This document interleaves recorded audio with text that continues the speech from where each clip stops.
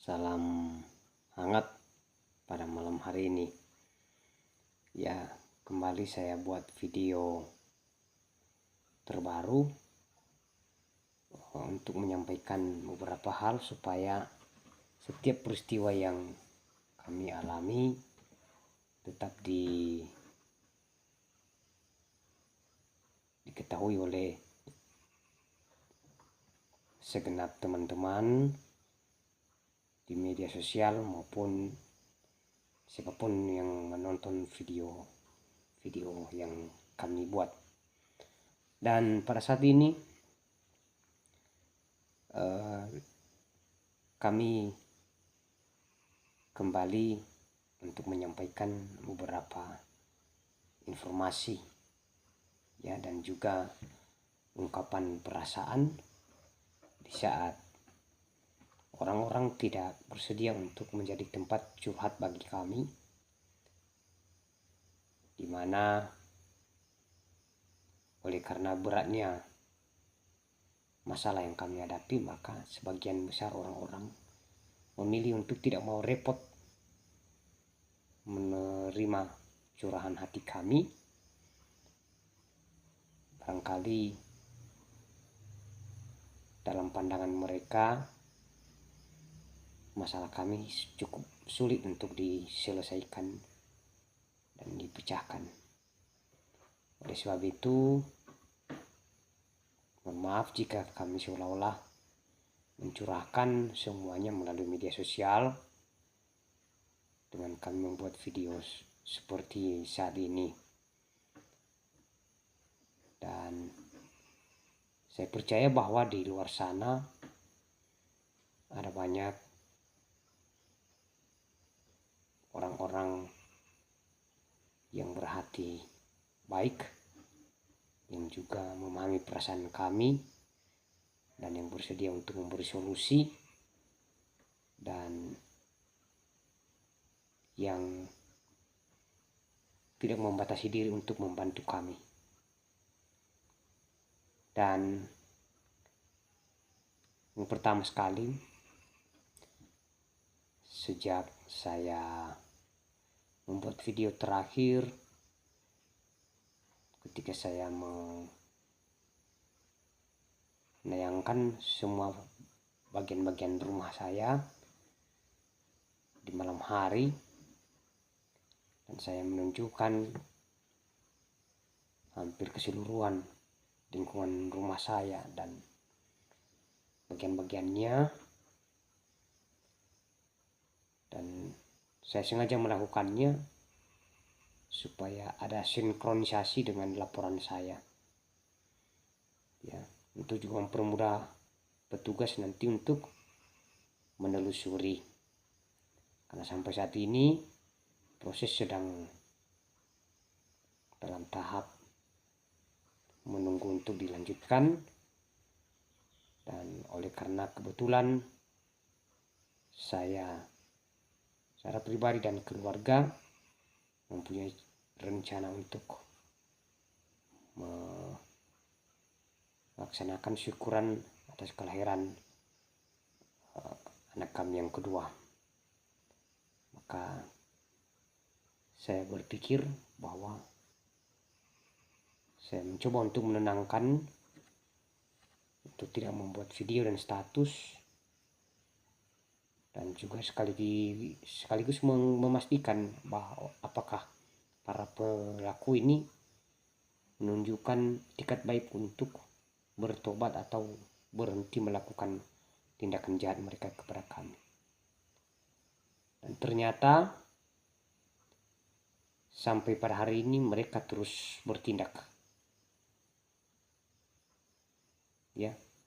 Rupanya semua yang saya sampaikan di video kemarin, bahkan inisial mereka saya sebut satu persatu, ternyata tidak membuat mereka berpikir untuk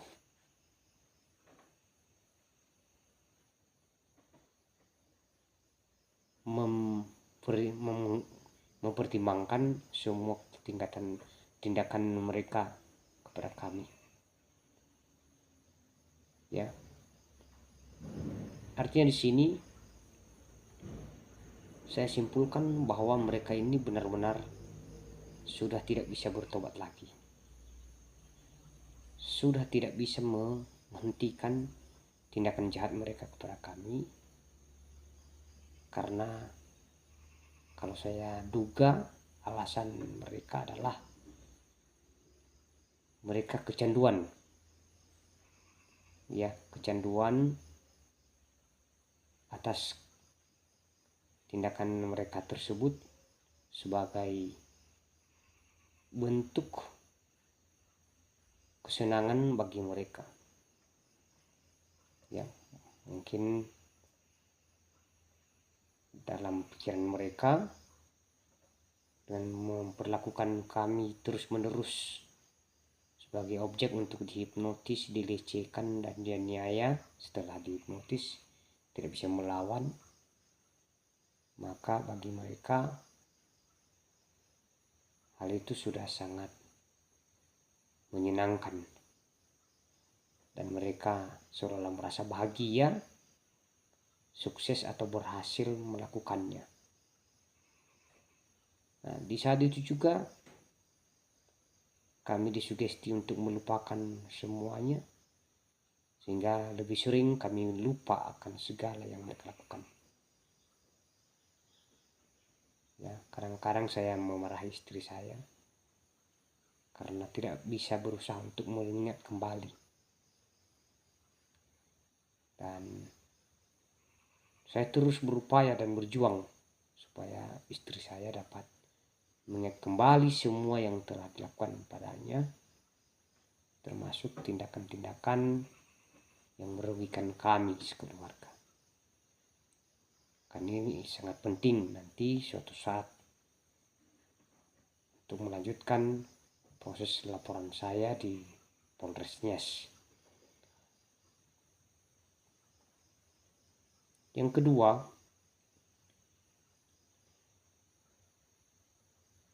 satu minggu yang lalu, atau tepatnya hari Rabu, setelah saya membuat video terkait dengan peristiwa yang saya alami hari Selasa,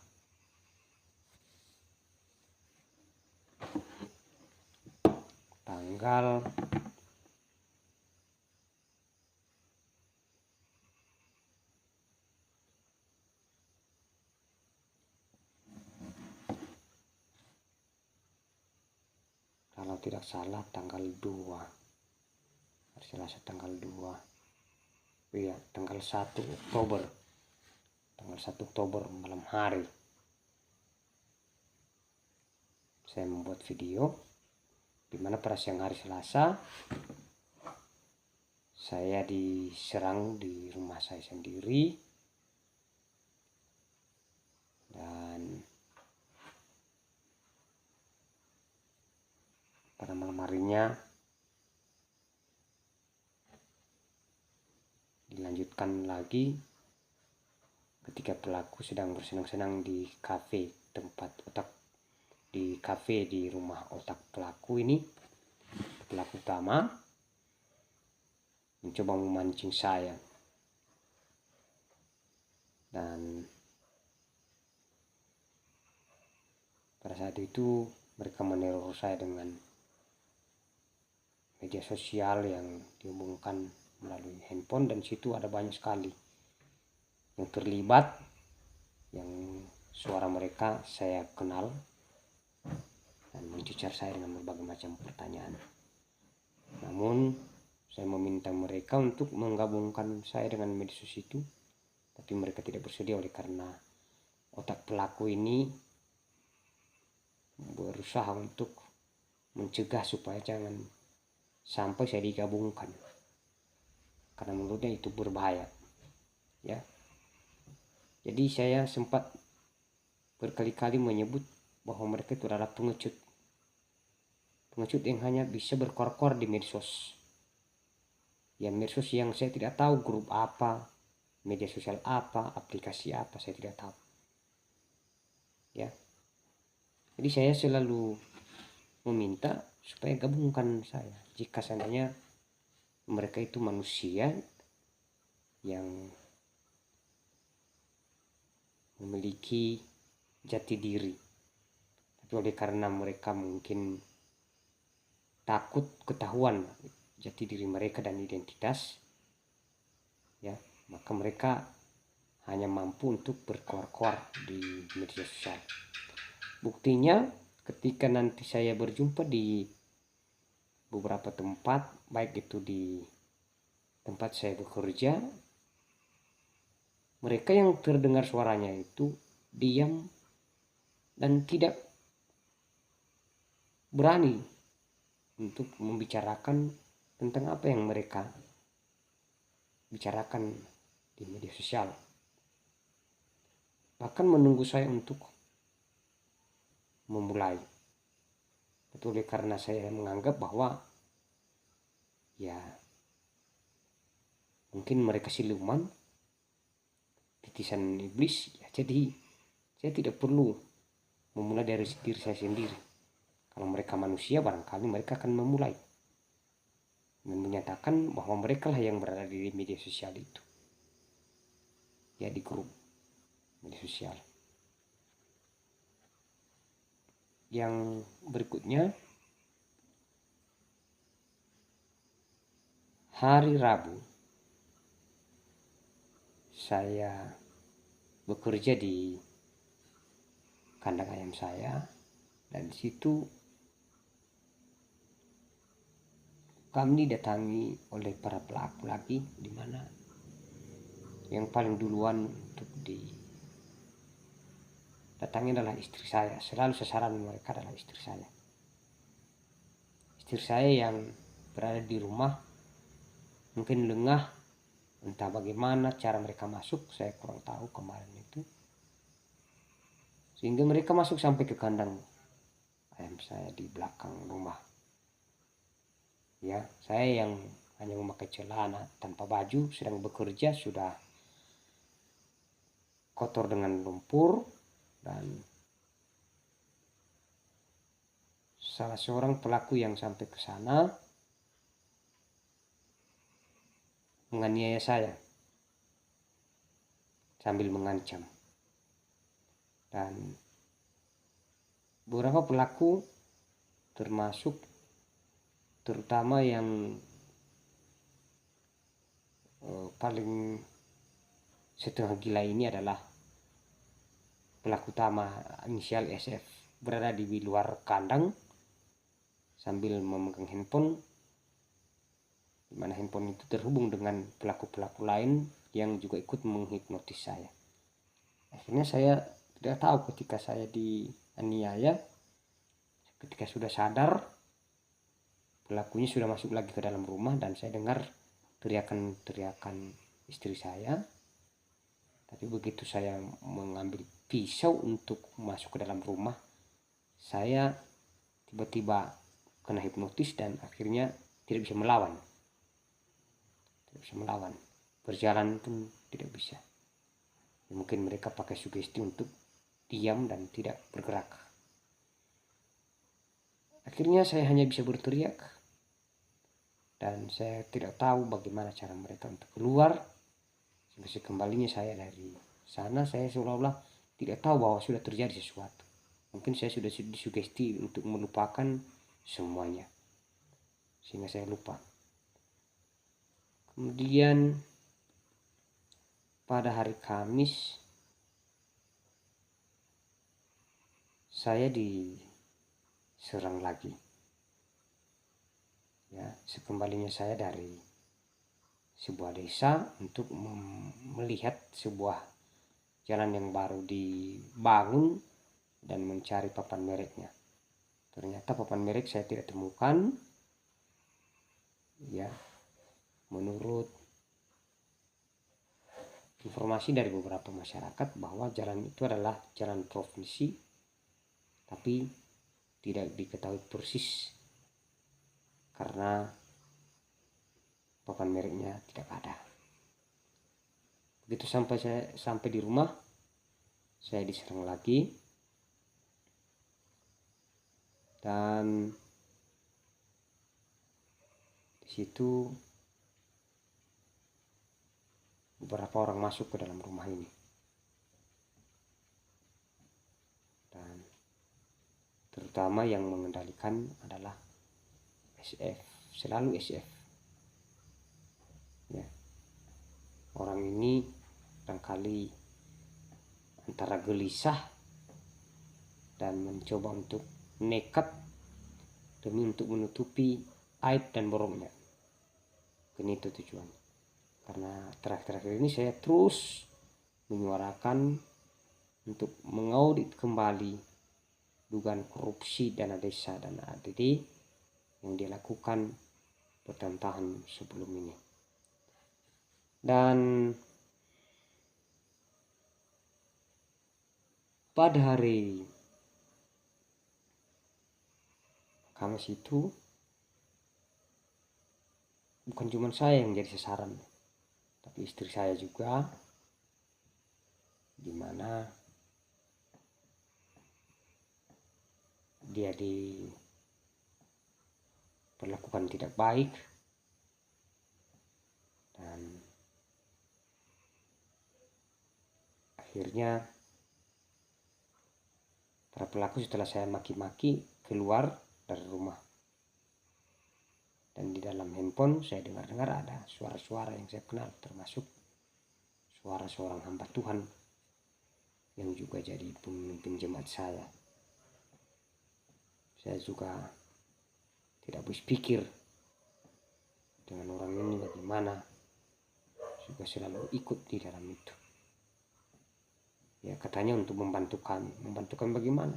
Kami dibiarkan dianiaya, dilecehkan. Ya, bagaimana bisa bertindak hanya di media sosial? Dan saya yakin bahwa semua video rekaman dan juga foto-foto dokumentasi ketika kami diperlakukan tidak manusiawi sudah berada di tangan mereka.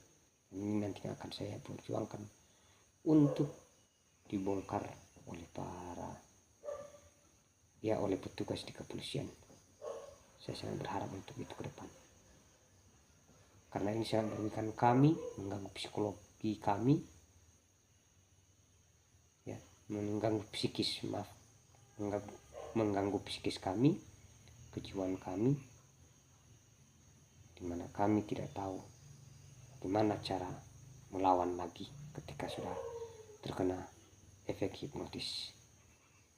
Selanjutnya pada hari Jumat,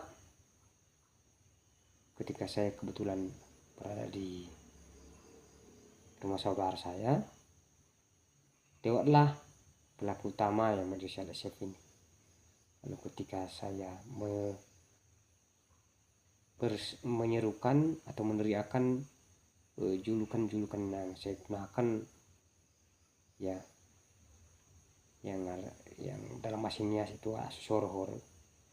Jadi dia kembali ke belakang dan langsung membentak saya.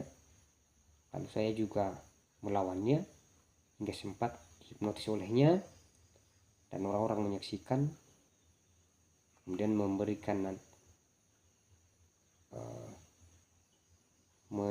ancaman-ancaman secara lisan pada saya dan beberapa orang. Akhirnya karena saya berada di bawah pengaruh hipnotis, maka saya tidak bisa melawan. Nah, selanjutnya pada hari Sabtu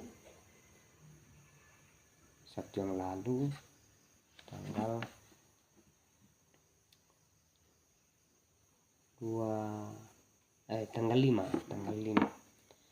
5 Oktober, mereka masuk lagi ke dalam rumah saya sekembalinya saya dari rumah adik saya. Ketika ada doa syukuran di sana, begitu sampai di rumah saya sudah berusaha untuk menutup semua pintu, tapi ternyata mereka menghipnotis istri saya, mensugesti untuk lebih menjadi takut, sehingga mengambil kunci yang saya simpan di bawah. tempat tidur dan membuka pintu. Ya, saya sempat memarahi, tapi dia mengatakan bahwa dia sangat takut. Ya, saya sempat marah-marah dan akhirnya saya memaki-maki hingga pelaku ini kembali dan pergi. Mereka kembali ke rumah pelaku utama, di mana mereka nongkrong dan kumpul-kumpul di sana untuk karaokean hingga larut malam. Dan setelah kejadian itu ada banyak hal yang mereka lakukan. Ya, di saat mereka masuk ke dalam rumah, kami dihipnotis berdua dengan istri saya, dan aktor yang melancarkan hipnotis ini berada di kejauhan. Ya, dan suaranya terdengar.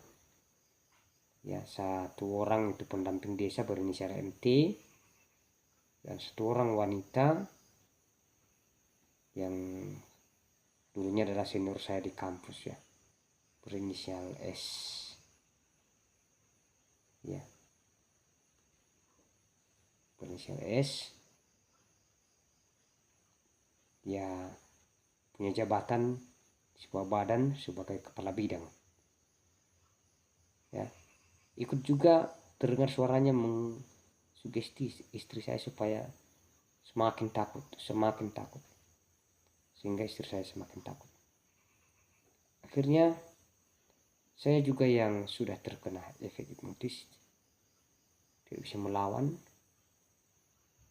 dan begitu mereka masuk, mereka bahkan menguasai rumah saya ini.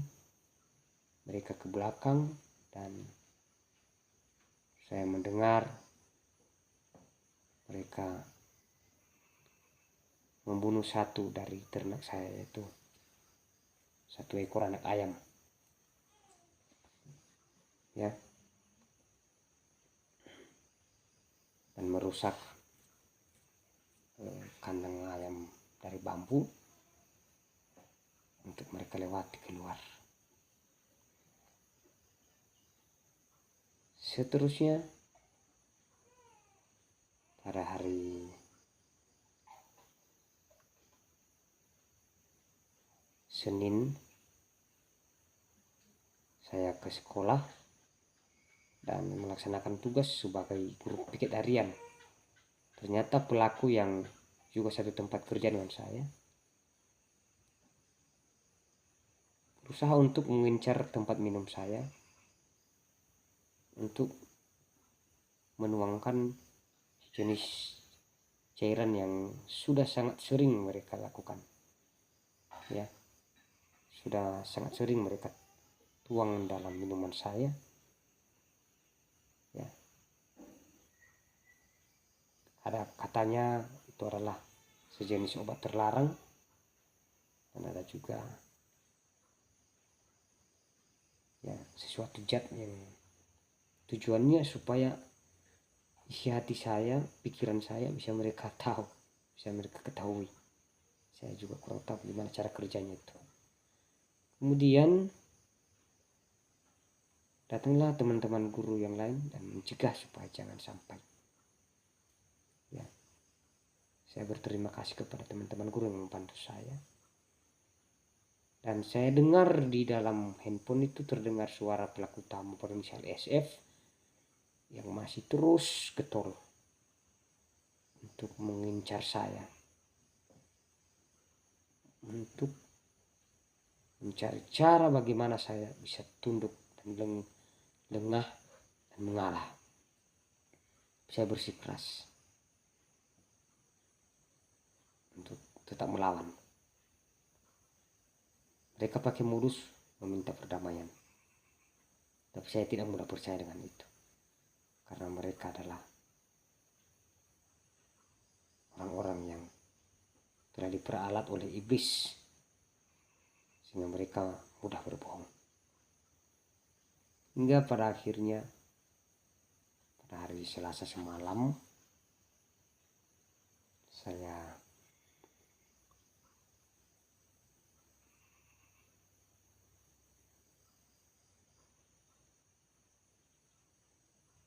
melaksanakan tugas,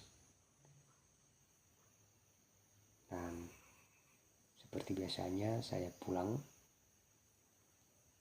Ternyata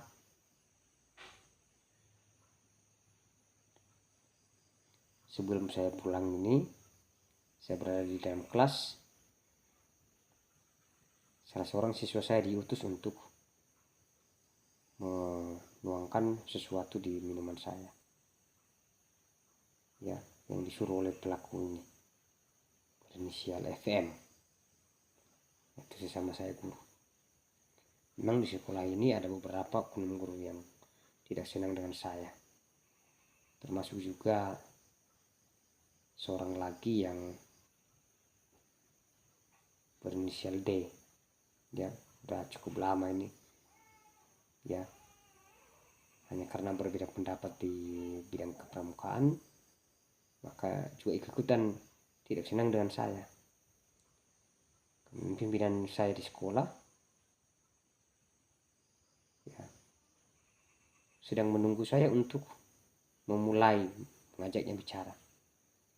Tapi saya berpikir percuma, karena saya sudah beberapa kali menyampaikan untuk meminta bantu supaya saya jangan diperlakukan seperti itu lagi. Tetapi kata pimpinan, itu urusan pribadi saya, jadi saya urus sendiri.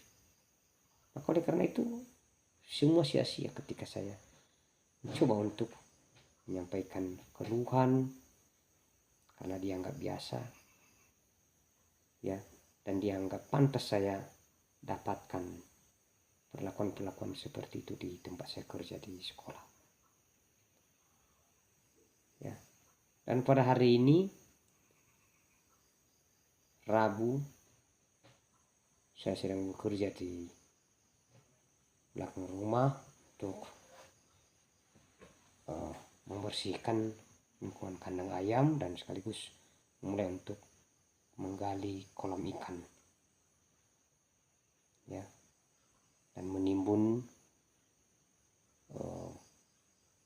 bidang, ya, bidang tanah yang akan saya jadikan nanti sebagai tempat untuk bekerja, ya. Dan saya masuk ke dalam rumah dan saya curiga bahwa ada orang di dalam rumah ini sudah masuk, dan ternyata benar tadi siang orangnya sudah berada dalam rumah. Ya, mungkin setelah anak-anak rumah belajar pulang dan mereka masuk, dan begitu saya mengambil kunci, saya dihipnotis.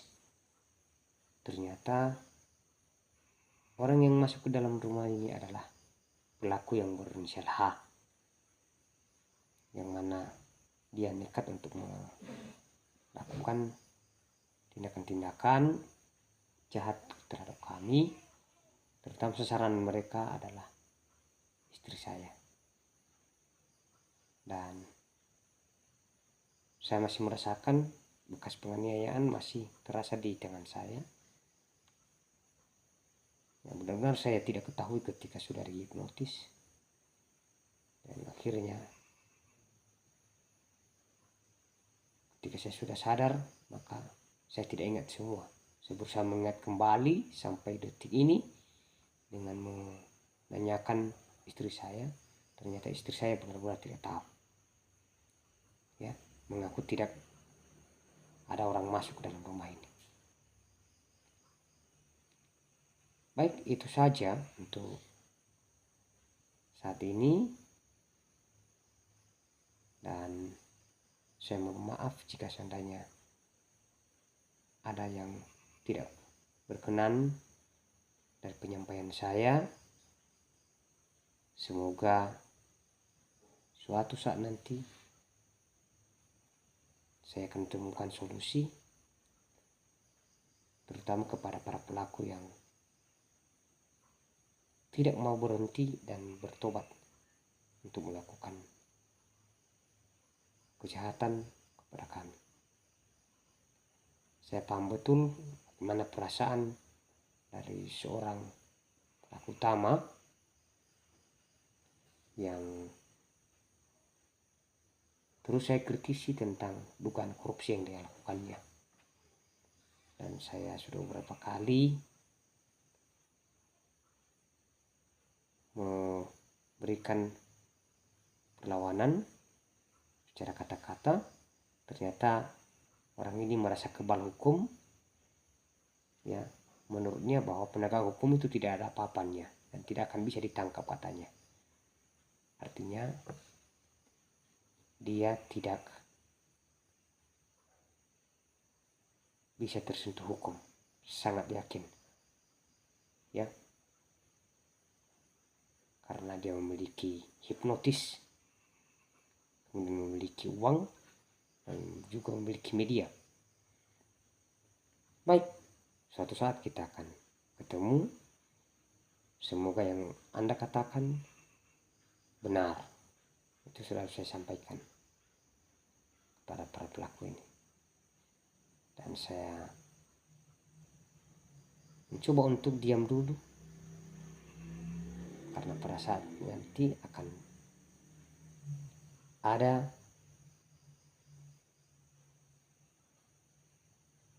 tindak lanjut dari proses laporan saya, dan disitulah nanti kita akan tahu bagaimana ujungnya. Ya, saya juga cukup geli dengan sikap dari pelaku utama berinisial SF ini. Di mana saya berada, suaranya selalu terdengar seperti seorang perempuan yang seolah-olah tidak tenang dengan apa yang telah dia lakukan. Dia berusaha untuk mengadu domba orang-orang dengan saya, mempengaruhi supaya membenci saya, bahkan saudara-saudari saya dipengaruhi untuk tidak berpihak kepada saya, tidak perlu menolong saya. Jadi saya sudah pasrahkan segalanya ke tangan Tuhan. Saya percaya bahwa Tuhan tidak pernah meninggalkan saya. Amin. Itu saja untuk malam hari ini, dan selamat malam, selamat tidur merdeka.